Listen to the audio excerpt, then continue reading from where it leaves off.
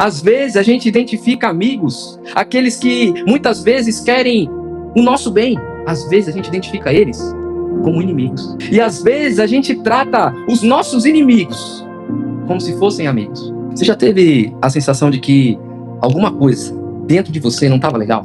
Já teve a sensação de que alguma coisa dentro de você não estava bem, mas que você não conseguia explicar exatamente o que era?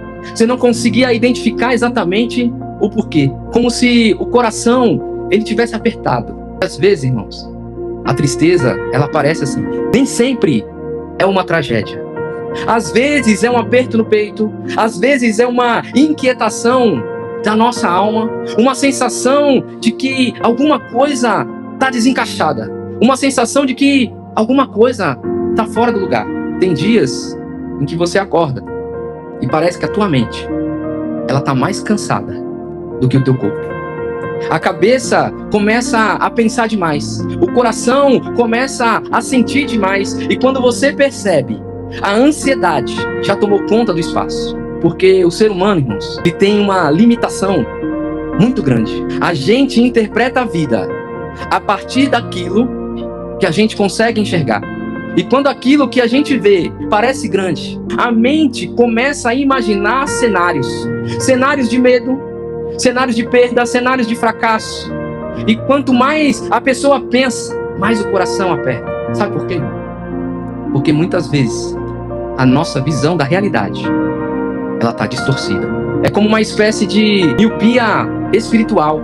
E sem a lente correta, tudo fica embaçado. As formas, elas se confundem. A distância, ela nos engana. E quando a visão está distorcida, irmãos, a gente começa a interpretar as coisas de forma errada. Às vezes a gente identifica amigos como inimigos. E às vezes a gente trata os nossos inimigos como se fossem amigos.